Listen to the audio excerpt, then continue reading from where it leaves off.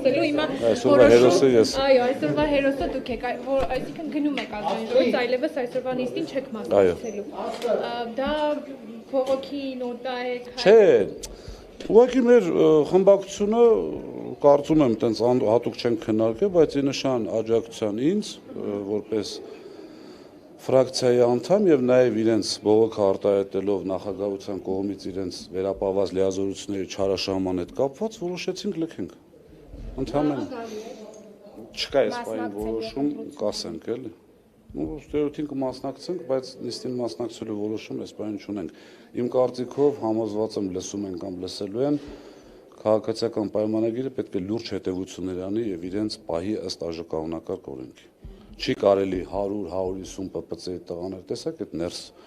գալ է այդ։ Ես չեմ ուզում կոպիտ որակումներ տամ, բայց ամեն դեպքում տղամարդավարի չի։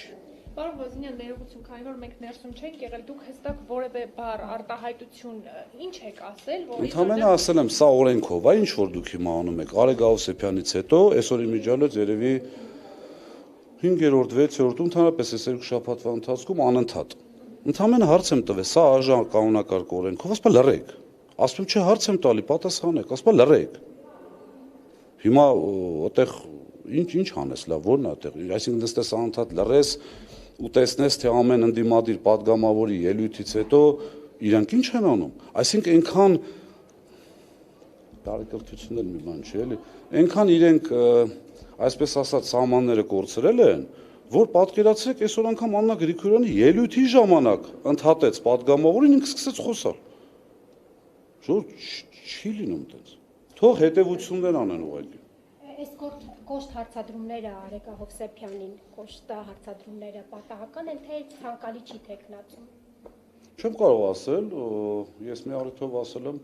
բացարձակապես չեմ խնդրում, ես համոզված եմ նաև իմ գործընկերները, դա սահմանադրական նորմա, դոնթի բանաձևով ուզում են ընտրեն, ուզում են չընտրեն։ Այնպես չի, որ մեր համար